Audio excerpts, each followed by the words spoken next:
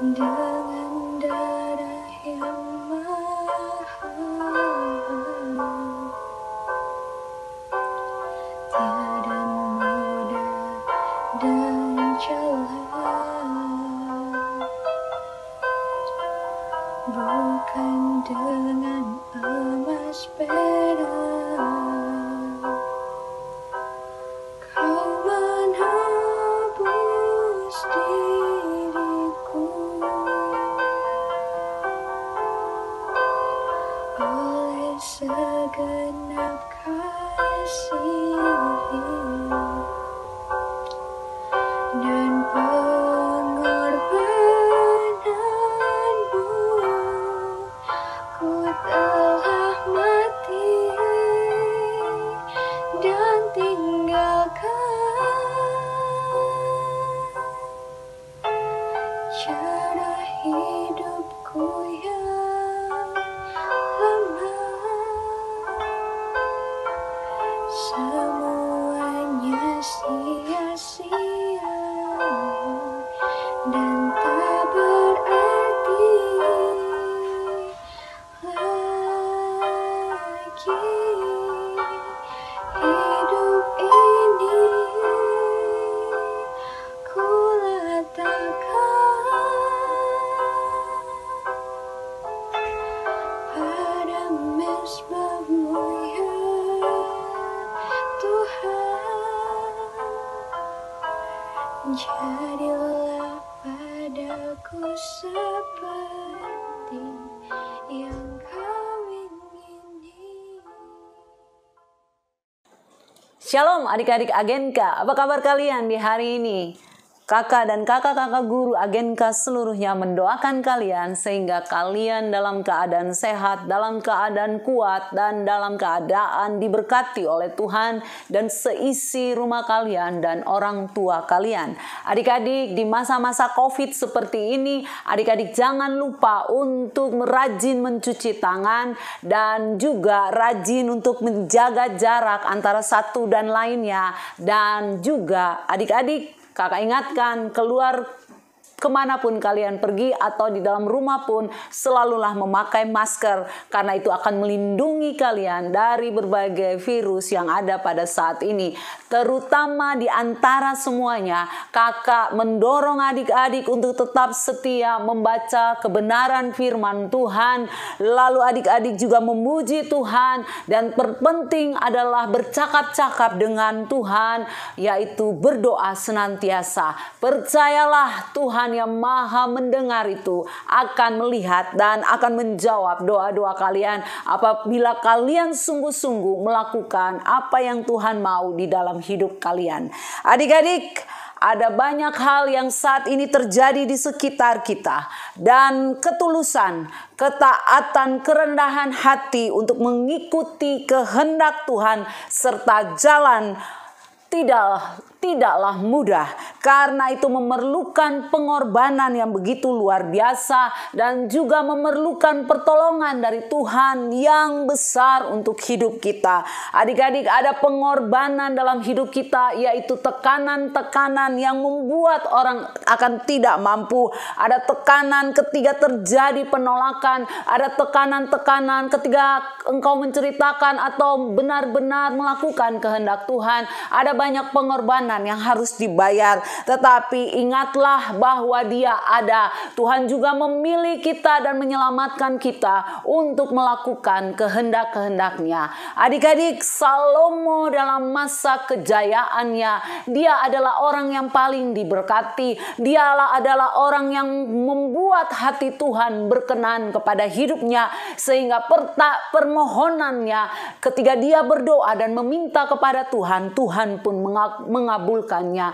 Kejayaan, kekayaan, kehormatan, dan berpengaruh sangat besar di antara para raja-raja itu membuat Raja Salomo dikenal dan terkenal di antara semuanya. Tetapi dalam kehidupan Raja Salomo, kesalahan yang dilakukan oleh Raja Salomo yaitu dia tidak lagi rajin untuk hidup dekat dengan Tuhan. Dia tidak rajin mencari Tuhan dengan sungguh-sungguh lagi. lagi. Dia menomorduakan Tuhan, dan dia kemudian terpengaruh dalam pergaulan yang salah, yaitu dengan istri-istrinya yang mengajak dia untuk menyembah kepada ilah-ilah atau patung-patung buatan manusia. Dia tidak menyembah lagi kepada Allah Abraham, Allah Ishak, dan Allah Yakub. Hatinya telah terbelah dari Allah yang maha mulia di surga. Dan akhirnya adik-adik, kehidupan Salomo pada masa tuanya, dia benar-benar menjadi menderita karena Tuhan juga akhirnya meninggalkan hidupnya. Adik-adik, jangan pernah melakukan hal-hal seperti itu. Mari tetap setia beribadah kepada Tuhan. Mari tetap setia untuk mencari Tuhan dengan sungguh-sungguh. Maka Tuhan juga akan memberkati engkau. Adik-adik, nabi adalah orang yang menjadi pilihan Allah untuk menerima petunjuk atau wahyunya. Tuhan membangkitkan para nabi utusannya untuk memperingatkan bangsa Israel atas segala dosa mereka, supaya mereka berbalik dan bertobat dari jalan-jalan hidup mereka. Salah satu nabi yang terbesar pada zaman itu yang bangkit adalah seorang yang bernama Yesaya. Yesaya adalah nabi pertama dari antara nabi besar yang ada di Israel. Ia bernubuat 740 sebelum Masehi. Ia adalah putra Amos yang tidak dikenal. Dan pada tahun 738, yaitu tahun Raja Asaria meninggal, ia terpanggil menjadi nabi. Ia bernubuat sekurang-kurangnya 40 tahun pada zaman Raja Usia, Raja Yotam, Ahaz, Hizkia dari kerajaan Yehuda. Adik-adik, inti dari pemberitaan Nabi Yesaya adalah umat Israel harus percaya kepada Tuhan dan mempertahankan kehidupan mereka untuk tetap kudus dan berkenan kepada Tuhan.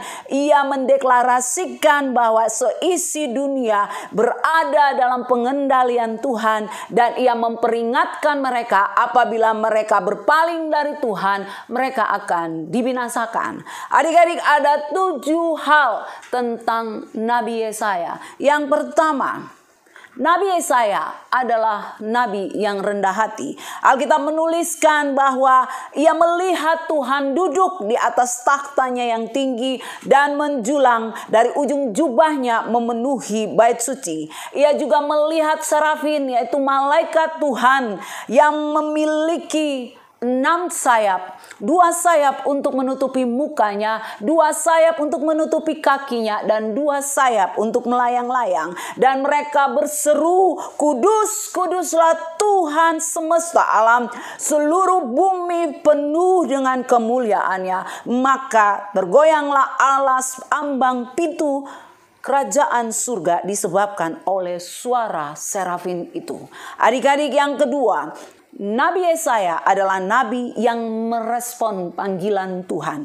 Ketika Tuhan bertanya, "Siapakah yang akan kuutus?" Maka Nabi Yesaya mengatakan, "Ini aku, utuslah aku." Yesaya 6 ayat 8. Yang ketiga, nabi yang siap mengalami penolakan. Di dalam pelayanannya, adik-adik, dalam masa-masa seperti itu, dia banyak mengalami penolakan.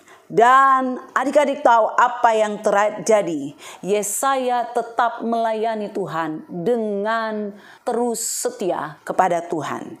Yang keempat, nabi yang melayani bersama keluarganya. Nabi Yesaya memiliki seorang istri dan 2 anak laki-laki. Yang pertama diberi nama Shear-Yashub, yang artinya sisa itu akan kembali. Ini menggambarkan bahwa kerajaan Yehuda, orang Yehuda yang telah dibuang di pembuangan, akan kembali lagi. Adik-adik, yang kedua adalah Maher Shalal Hasyabas, artinya percepatlah merampas, bersegeralah merampok. Nah, adik-adik, seorang Yesaya adalah pribadi yang kuat dengan Tuhan, yang berani menyatakan kebenaran firman Tuhan kepada bangsanya Israel. Dia tidak pernah ragu ataupun menjadi takut untuk memberitakan apa yang Tuhan mau kepada bangsa yang besar itu. Nah, adik-adik, mari kita ikuti kebenaran firman Tuhan ini.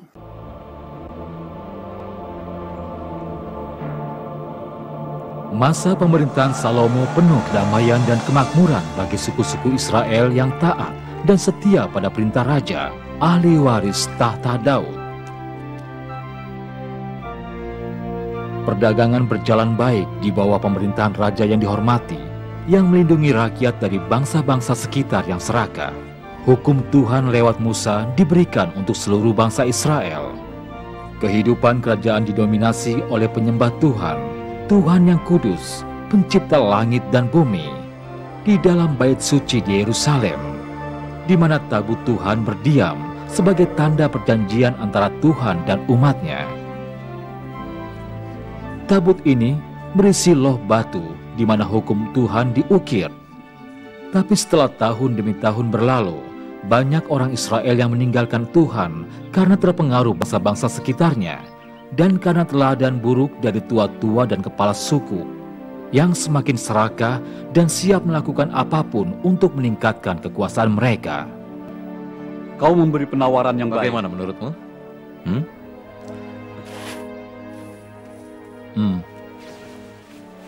Terima kasih. Dan aku punya hadiah kecil untukmu. Astoret, Dewi Kesuburan.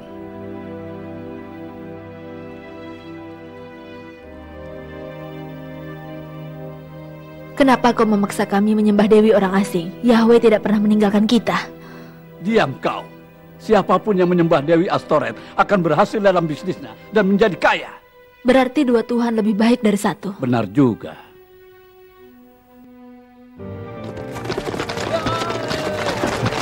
Orang-orang mulai melupakan dan mengkhianati Tuhan. Perang berdarah terjadi antara suku dan kota-kota Israel. Pemimpin dan raja baru memimpin atas rakyat. Persekutuan baru dibentuk dengan bangsa-bangsa dan raja yang menyembah berhala. Karena Tuhan tetap mengasihi Israel, Ia memilih nabi di antara umatnya. Orang-orang yang akan berbicara baginya kepada Israel untuk mengingatkan akan ketidaksetiaan mereka dan menunjukkan jalan penebusan, yaitu menyembah satu-satunya Tuhan yang hidup dan taat pada perintahnya. Tapi Tuhan mengasihi umatnya. Ia memilih dari antara bangsa Israel seorang nabi yang bernama Yesaya. Yesaya yang artinya pertolongan dari Tuhan. Saat masih muda, Yesaya pergi dari desa ke desa dan kota ke kota. Ia meminta agar orang-orang kembali setia kepada Tuhan. Silakan dipilih, ayo silakan. Ya, ini semuanya masih sekat-sekat. Ayo lihat dulu. Jangan ragu-ragu. Ya, Ini ditawar bahan saja. yang bagus sekali. Tapi gitu saja. Ayo lihat silakan. dulu. Ayolah. Ini dari Ini Persia. bahan yang bagus sekali. Dengan segitu. Terima kasih, Pura.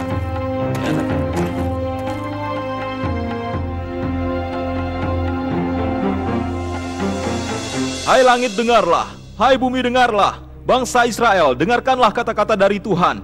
Dengarkan Israel, aku mohon. Dengarkan kata-kata Tuhan. Aku telah merawat dan membesarkan anak-anak, tapi mereka mengkhianatiku. Bahkan lembu dan keledai mengenal siapa majikannya, tapi Israel tidak. Mereka tidak mengenal siapa Tuhannya. Bangsaku tidak berpengetahuan, seru Tuhan. Engkau bangsa yang berdosa, bangsa yang tidak setia. Ampunilah, ampunilah, ampunilah. Benih-benih kejahatan dan pencemaran. Mereka telah melupakan Tuhan.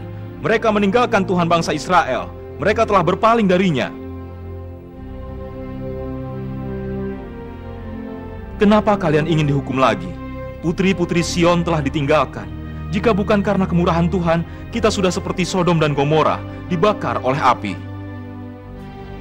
Ampunilah, ampunilah, ampunilah. Tolong ampuni kami. Ampunilah.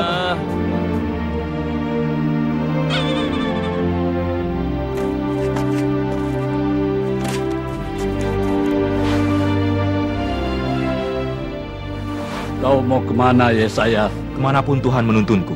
Diberkatilah namanya yang kudus.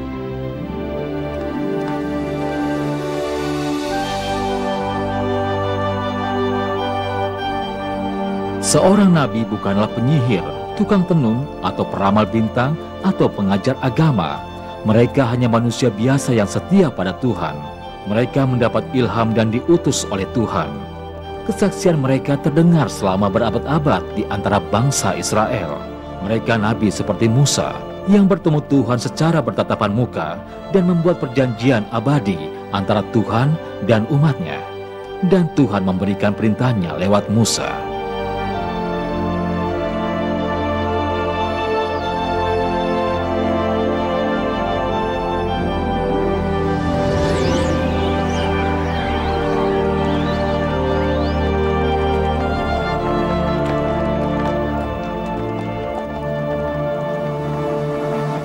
Ada banyak nabi di sepanjang sejarah, dan seringkali kata-kata mereka diabaikan.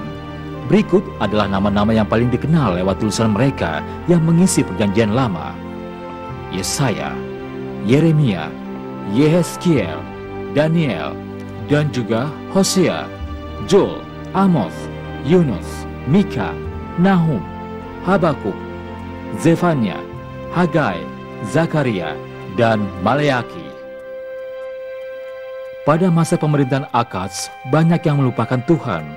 Maka Tuhan mengutus Yesaya ke Yerusalem untuk menghadap raja, meminta dia dan seluruh rakyatnya percaya pada Tuhan, dan memperingatkan mereka akan hukuman yang mendekat. Pasukan Asyur akan menyerang.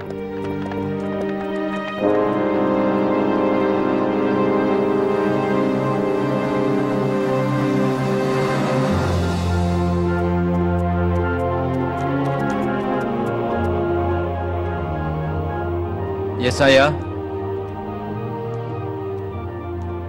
untuk apa kau menghadap Raja Ahaz? Untuk menegurnya demi nama Tuhan. Dia raja yang sangat kejam, dan dia membawa kelaliman pada Yerusalem. Kau tidak melihat itu? Aku tahu, tapi kepalamu bisa dipenggal, karena Raja tidak suka ditegur.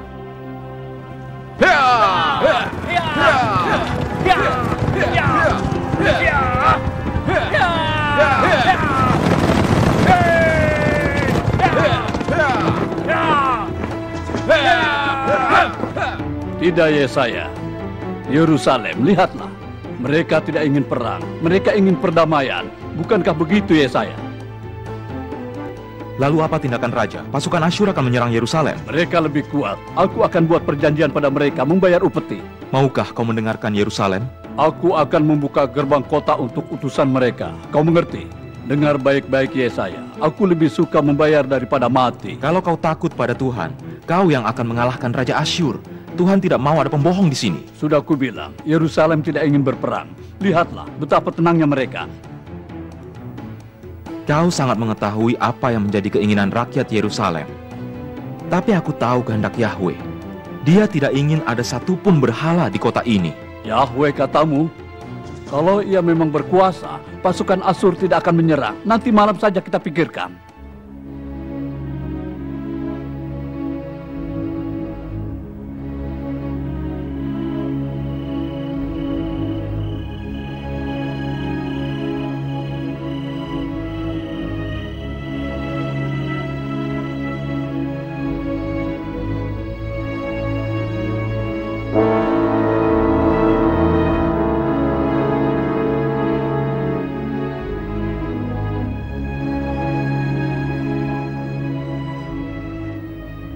Kau sudah mempertimbangkan kata-kataku.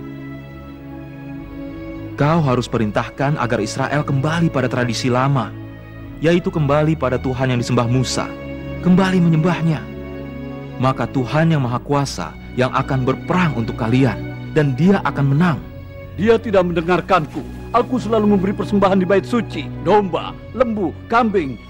Aku sediakan semua yang dibutuhkan para imam untuk beribadah kepada Yahweh.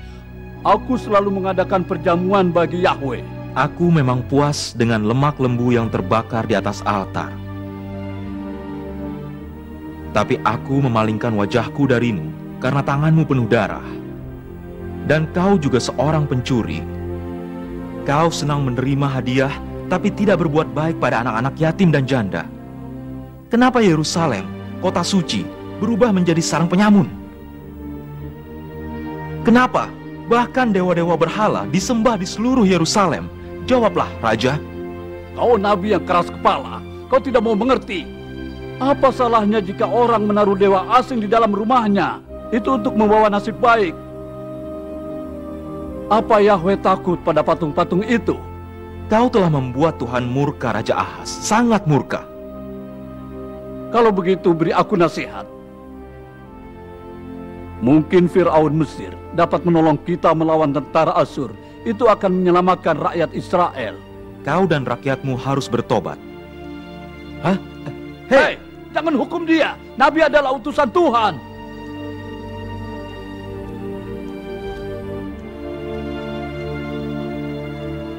Dia harus dihukum. Jangan. Tapi dia telah menghinamu, Raja. Tidak apa-apa. Dia melihat yang tidak kulihat.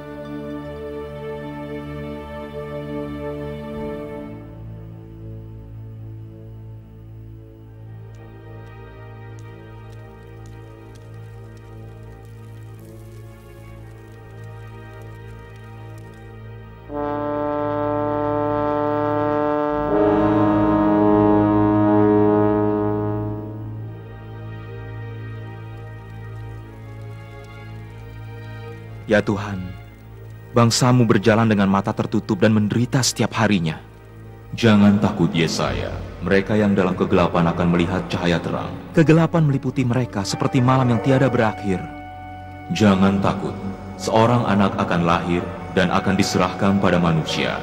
Raja perdamaian, pemerintahannya akan besar dan perdamaian tidak akan berakhir di tahta Daud. Anak ini akan tumbuh dewasa dan roh Tuhan akan berdiam dalam dirinya. Hikmat dan pengertian, pengetahuan dan takut akan Tuhan.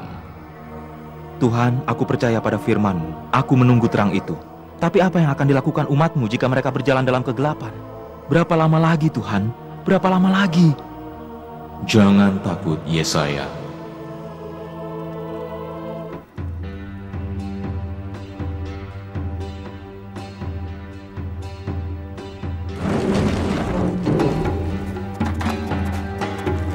Nabi, kau mau kemana? Kota ini menutup telinganya pada suara Tuhan. Apa kau tidak menunggu utusan Raja Asyur?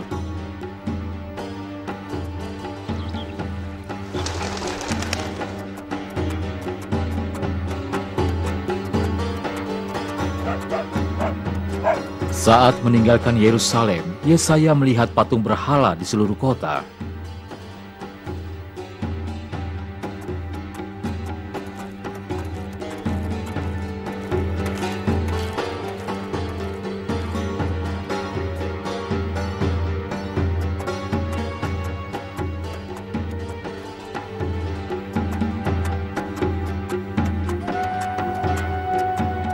Kapankah umat-Mu akan meninggalkan kegelapan yang menyelimuti mereka, Tuhan? Lihat itu, seorang Israel ingin kabur dari Yerusalem.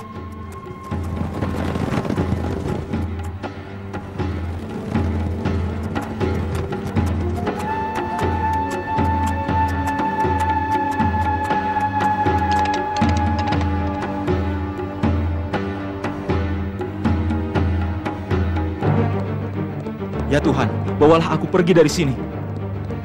Tentara Asyur menaklukkan Yerusalem. Ahaz membuka gerbang kota untuk berhala dan menutup bait suci.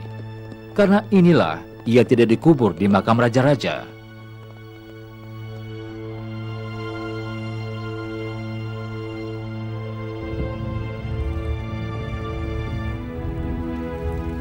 Tidak sulit kan?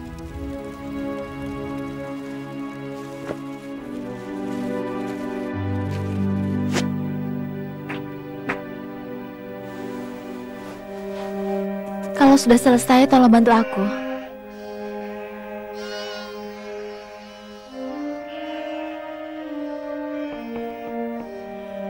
Aku bisa lebih baik darimu. Coba lihat tulisan kalian. Baik. Bagus, tulisanmu lebih baik.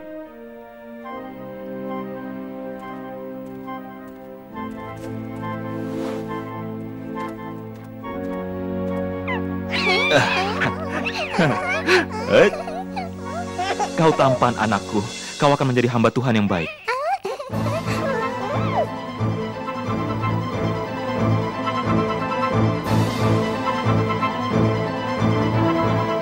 Siapa mereka, Ayah? Orang Asyur, mereka kembali. Berapa banyak jumlahnya?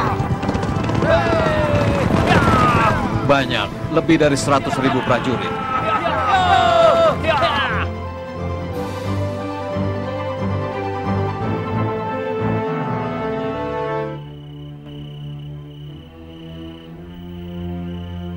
Angkat kepalamu Yesaya dan bicaralah. Tuhan, kau lihat kereta perang Asyur, mereka banyak sekali. Pergilah ke Yerusalem dan sampaikan kata-kataku pada raja. Tuhan, kau telah mengutusku ke Yerusalem. Raja Ahaz sudah meninggal, bawalah imanmu kepada raja yang baru. Aku akan pergi Tuhan, aku akan kerjakan kehendak-Mu.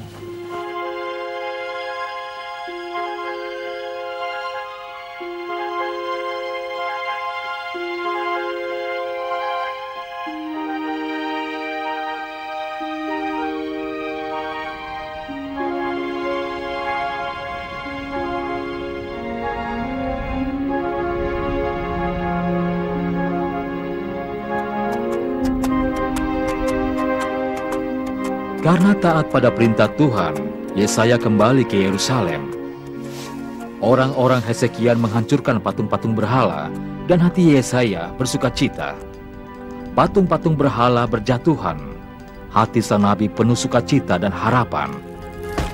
Dia pergi ke Yerusalem, di mana orang-orang sangat cemas.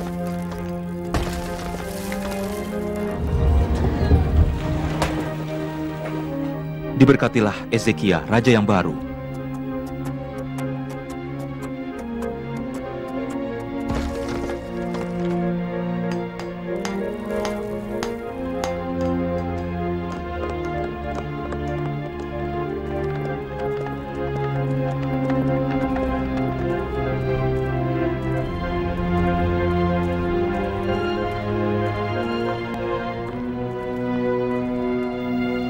Kenapa orang-orang kembali ke kota? Karena kami takut. Asyur sudah menghancurkan 42 kota dan desa. Tapi Tuhan beserta kita, kita tidak perlu takut. Begitu mereka tiba di Yerusalem, mereka akan membakar kota ini.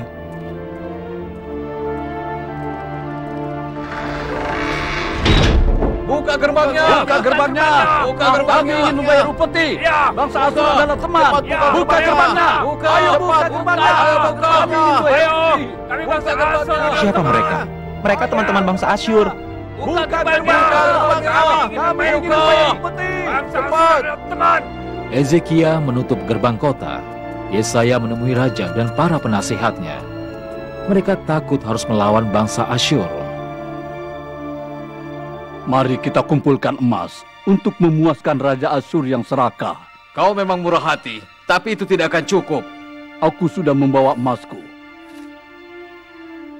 Hanya ini yang dimiliki keluargaku. Aku adalah Yesaya, rajaku. Hah?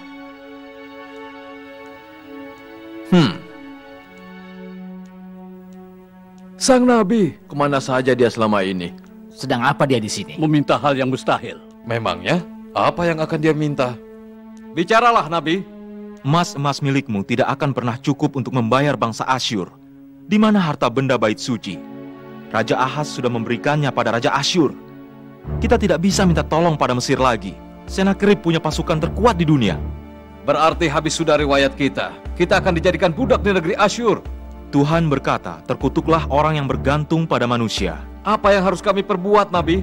Kembalilah pada Tuhan, runtuhan patung berhala yang palsu dan menipu.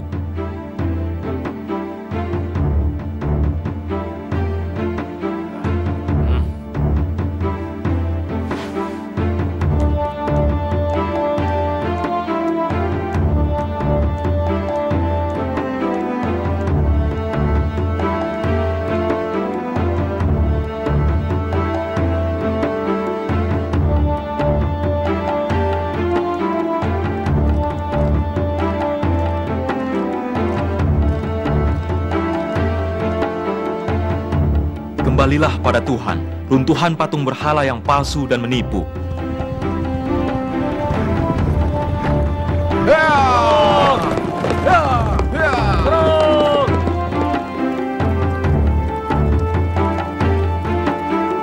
Apa yang terjadi di Yerusalem? Tidak ada yang dapat menghentikan kita. Kita akan menyerang kota seperti perintah raja. Kita akan menjarah kota itu dan kita akan kaya raya.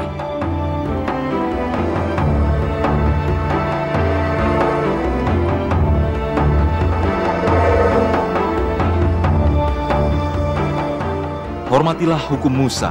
Serukan dengan keras, aku tidak punya Tuhan lain selain Yahweh. Dan dia akan mengirimkan malaikatnya untuk mengalahkan musuhmu.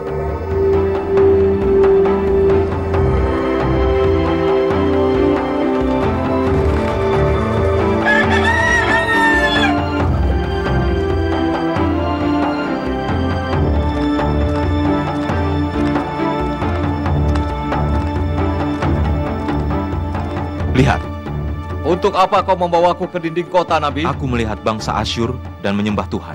Mereka belum meninggalkan kemah. Mungkin masih tidur. Mereka tidak tidur. Mereka yang masih hidup melarikan diri, karena malaikat Tuhan telah datang dan menghancurkan pasukan mereka. Hah? Apa? Apa?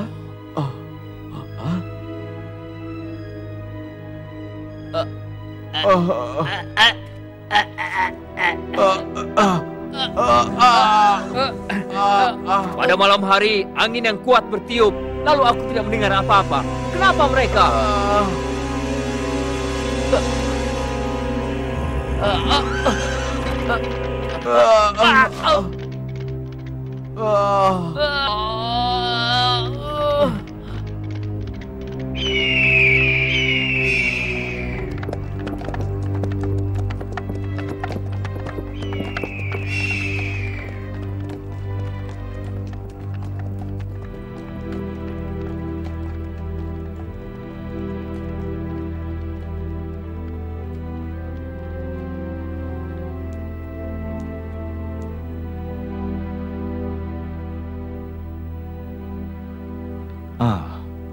Tuhan menuntun umatnya dengan tangannya.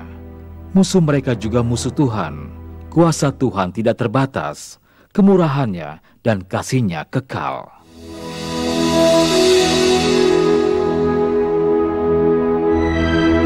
Adik-adik, yang kelima, Yesaya adalah nabi yang menghibur dan menguatkan.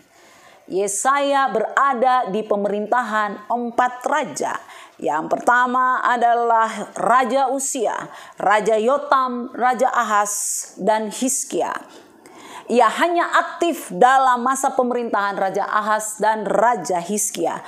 Raja Ahaz adalah raja yang sangat jahat, adik-adik. Ia tidak mendengarkan perkataan atau nubuatan daripada Nabi Yesaya yang berakibat runtuhnya pemerintahannya, adik-adik. Ketika kerajaan Yehuda diserang oleh kerajaan Asyur dan Israel Utara. Lain halnya dengan Raja Hizkia. Ia mau mendengar dan mentaati perkataan dan Nabi Yesaya yang akhirnya membuat Tuhan menolong membebaskan bangsa Yehuda dari serangan Raja Asyur. Yang keenam adalah nabi yang tegas dan berani. Adik-adik, ia menyuarakan kebenaran firman Tuhan di zaman Raja Hizkia. Ia menegur Raja Hizkia karena Raja Hizkia memamerkan kekayaan istananya kepada utusan dari Raja Babel. Adik-adik, yang ketujuh, Nabi Yesaya adalah nabi yang setia melayani selama puluhan tahun. Selama 40 tahun ia bernubuat dan terus melakukannya. Adik-adik, Yesaya adalah salah satu nabi Yehuda yang paling lama melayani bersama Nabi Yeremia, Nabi Yehezkel, dan juga Daniel. Ia tidak pernah mundur dalam pelayanannya. Ia setia sampai akhir hidupnya. Nah, sungguh luar biasa adik-adik kisah Nabi Yesaya dan segala keberadaannya. Ia melihat Tuhan, ia dipanggil oleh Tuhan, dan ia melayani di kalangan para rakyat pembesar dan Raja Israel, dan hidupnya dikenan oleh Tuhan. Adik-adik, dalam hidup kita, dalam mengikuti Tuhan, asal hidup kita tidak menyimpang ke kanan atau kiri, tetapi kita sungguh-sungguh dengan Tuhan, maka Tuhan pun akan berkenan kepada kita. Sama halnya ketika ia melawat Yesaya, pastilah Tuhan juga akan melawat hidup kita masing-masing dengan cara Allah sendiri. Adik-adik, Yesaya menubuatkan tentang kelahiran Yesus, Sang Juru Selamat, dan juga hal itu menjadi kenyataan sehingga kita diselamatkan oleh kasih karunia Allah.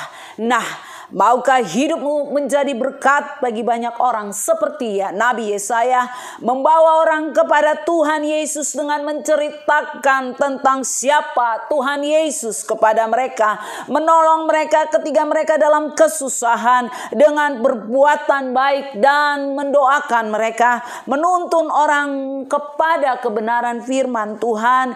Percayalah, pasti Tuhan akan menolong hidupmu walaupun barangkali engkau mengatakan aku tidak bisa, tetapi ketika engkau menyerahkannya dalam doa sehingga Tuhan akan memampukan engkau untuk membawa temanmu, orang tuamu, atau siapapun yang ditemui oleh engkau untuk datang kepada Tuhan. Inilah masanya di mana nama Yesus harus diserukan. Inilah masanya bahwa pemberitaan firman harus keluar dari hidupmu sehingga orang akan mendengar nama Yesus di masa-masa yang sulit ini, di masa-masa COVID, ketika orang saat ini sedang putus asa, merasa tidak berdaya. Dengarkan, Tuhan bisa memakai hidupmu untuk membawa banyak orang datang kepada Tuhan. Jangan pernah tunda apa yang Tuhan mau dari hidupmu, tetapi lakukanlah apa yang sedang ada di depan engkau. Minta tuntunannya, minta berkatnya, minta terobosan, karena di dalam nama Yesus semuanya akan berhasil. Adik-adik, mari kita berdoa kepada Tuhan. Kita minta supaya dalam masa-masa seperti ini yang orang katakan sulit dan tidak bisa, Engkau telah membawa orang kepada Tuhan. Mari kita berdoa. Bapa, di dalam nama Yesus kami percaya Engkau Allah yang baik, Engkau Allah yang luar biasa, Engkau Tuhan yang tidak pernah meninggalkan kami. Engkau hidup dan berkuasa. Terima kasih Tuhan, karena Engkau telah memilih nabi-nabi atau pahlawan iman yang begitu luar biasa, yang menceritakan nama Yesus sehingga banyak orang diselamatkan, orang dipulihkan dan diberkati. Kami datang pada saat ini hidup kami serahkan kepada Tuhan di masa-masa yang sulit ini. Pakailah kami Tuhan, untuk mulut kami, hidup kami menceritakan nama Yesus kepada orang lain, dan ketika kami mendoakan mereka, ketika kami bercerita tentang Yesus, maka orang-orang itu akan datang kepada Tuhan, dan Tuhan tolonglah mereka sehingga bersama-sama dengan kami mereka akan diselamatkan bagi kemuliaan nama-Mu. Tuhan Yesus, jika ada banyak penghalang,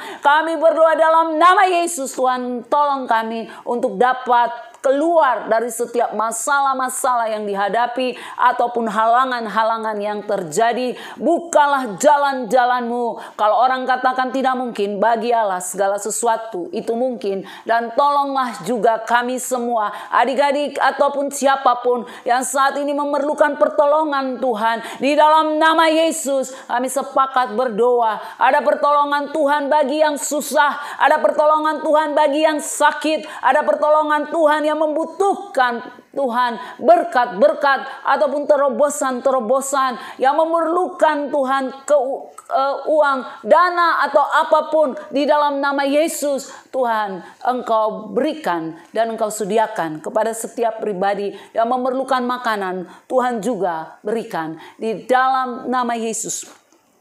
Kami percaya Tuhan akan menolong kami dan juga akan memberikan kepada kami semua apa yang Tuhan mau. Haleluya. Kami sudah berdoa dalam nama Yesus. Amin.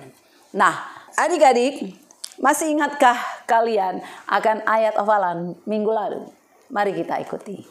Ayat hafalan minggu lalu terdapat pada 1 Korintus 6 ayat 9 dan 1 Korintus 15 ayat 33. Atau tidak tahukah kamu bahwa orang-orang ini tidak adil dan tidak akan mendapat bagian dalam kerajaan Allah? Dan janganlah kamu sesat, pergaulan buruk merusakkan kebiasaan yang baik. 1 Korintus 6 ayat 9. 15-33. Atau tidak tahukah kamu bahwa tubuhmu adalah bait Roh Kudus yang diam di dalam kamu, Roh Kudus dan kamu peroleh dari Allah, dan bahwa jika kamu bukan milik kamu sendiri, janganlah kamu sesat. Pergaulan yang buruk merusak kebiasaan yang baik. Ayat hafalan minggu ini 1 Korintus 6 ayat 9-33. Atau tidak tahukah kamu bahwa tubuhmu adalah bait Roh Kudus yang diam di dalam kamu, Roh Kudus yang kamu peroleh dari Allah, dan bahwa kamu bukan milik kamu sendiri. Janganlah kamu sesat. Pergaulan yang buruk merusakkan kebiasaan yang baik. Amin. 1 Korintus 6 ayat 19 dan ayat 33. Atau tidak tahu kamu bahwa tubuh adalah bait Roh Kudus yang diam di dalam kamu, Roh Kudus yang kamu peroleh dari Allah, dan bahwa kamu bukan milik kamu sendiri. Dan ayat hafalan minggu ini, mari kita ikuti. Halo adik-adik, selamat hari Minggu. Ayat hafalan untuk minggu ini adalah 1 Korintus 15 ayat 57 sampai dengan 58. Tetapi syukur kepada Allah yang telah memberikan kepada kita kemenangan oleh Yesus Kristus Tuhan kita. Karena itu saudara-saudaraku yang kekasih, berdirilah teguh, jangan goyah, dan giatlah selalu dalam pekerjaan Tuhan, sebab kamu tahu bahwa dalam persekutuan dengan Tuhan, jerih payahmu tidak sia-sia. Hafalkan ya adik-adik. Adik-adik, jangan lupa untuk menghafal kebenaran-kebenaran firman Tuhan. Karena ketika engkau menghafal kebenaran-kebenaran firman dan menyimpannya di dalam hatimu, Tuhan akan memberkati kalian. Adik-adik, mari kita ikuti juga jawaban-jawaban kuis minggu lalu. Pertanyaan pertama, berapa jumlah gundik dan istri Raja Salomo? Jawab, 700 istri dan 300 gundik. 2. Dari bangsa manakah asal gundik dan istri Raja Salomo?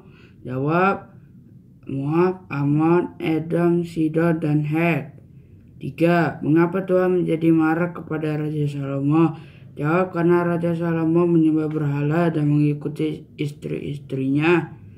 4. Siapa nama anak dari Raja Salomo yang menggantikan ayahnya menjadi raja? Jawab, Rehabeam.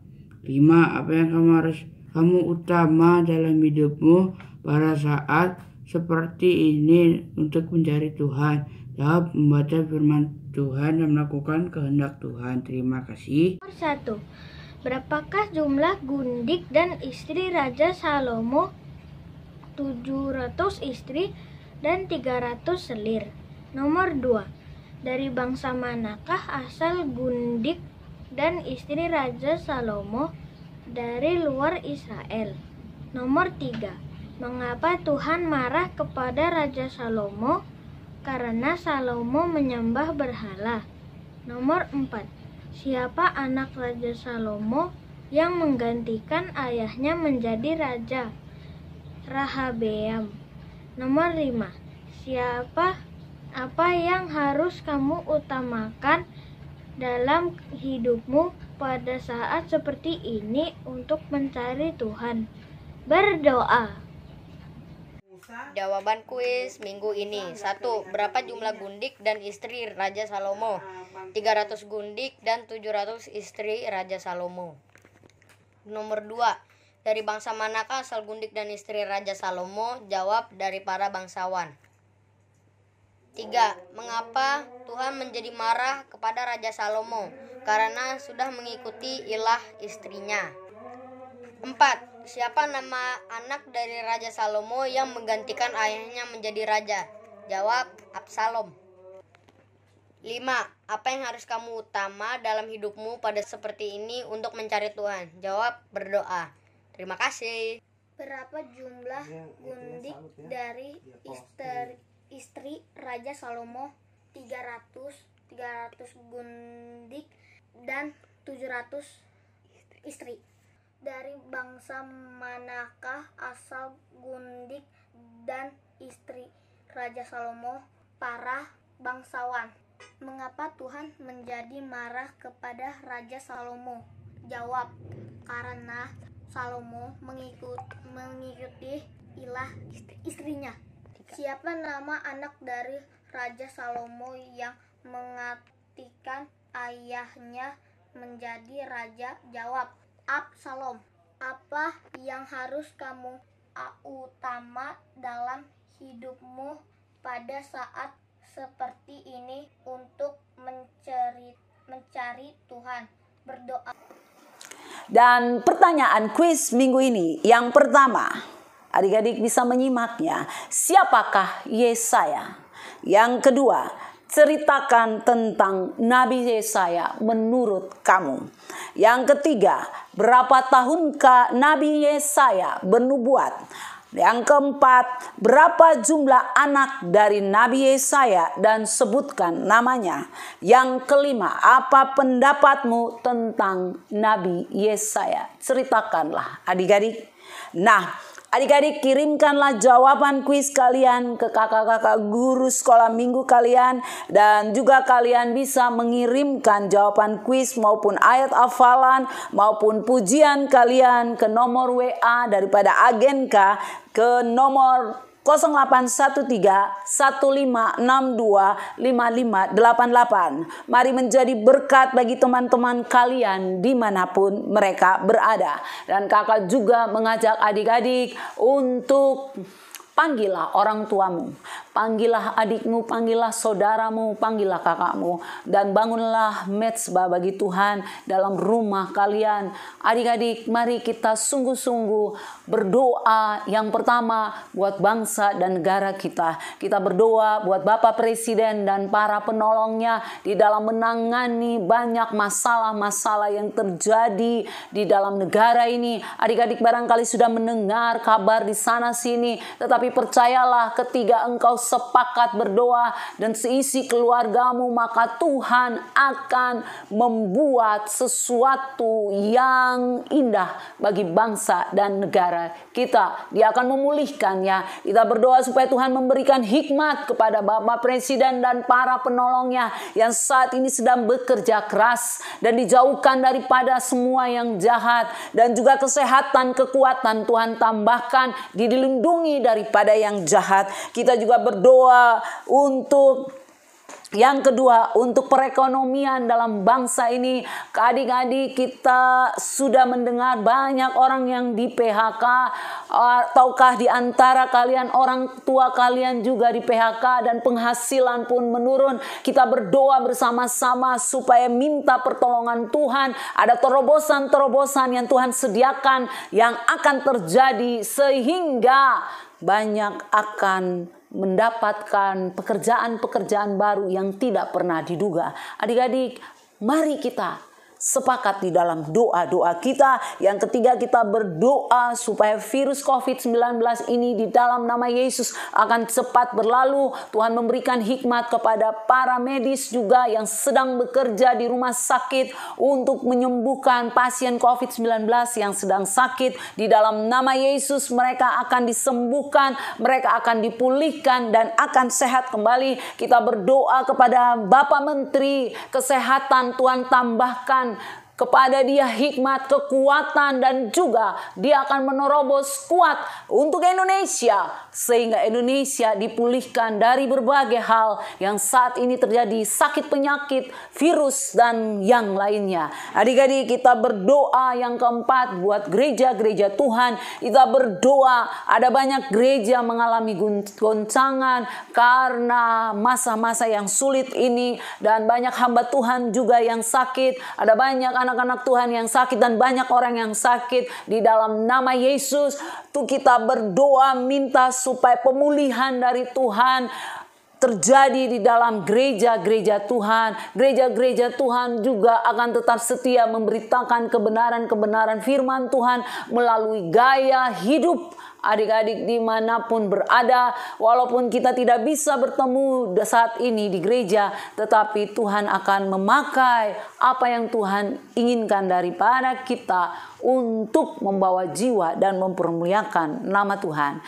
Kita berdoa supaya gereja-gereja Tuhan juga diberkati dan akan kembali aktif pada masa-masa yang seperti dulu. Nah, adik-adik, demikianlah episode kali ini. Tuhan memberkati. Dan marilah kita tutup dengan doa Bapa kami. Anak-anak, sekarang tiba saatnya kita akan bersama-sama berdoa. Doa Bapa kami yang diajarkan Tuhan Yesus kepada kami semua. Siapa yang masih ingat, doa itu tertulis di dalam firman Tuhan, di dalam Alkitab, di betul perjanjian baru. Matius 6 ayat 9 sampai 13. Mari adik-adik sekalian, anak-anakku yang dikasihi Tuhan, kita bersama-sama berdoa. Bapa kami yang di surga, dikuduskanlah namamu, datanglah kerajaanmu, jadilah kehendakmu di bumi seperti di surga. Berilah kami pada hari ini makanan kami yang secukupnya, dan ampunilah kami akan kesalahan kami, seperti kami juga mengampuni orang yang bersalah kepada kami. Dan janganlah membawa kami ke dalam pencobaan, tetapi lepaskanlah kami daripada yang jahat. Karena Engkaulah yang mempunyai kerajaan, dan kuasa, dan kemuliaan, sampai selama-lamanya. Amin. Ku telah mati dan tinggalkan cara hidupku yang lama. Semuanya sia-sia dan tak berarti lagi. Hidup ini ku letakkan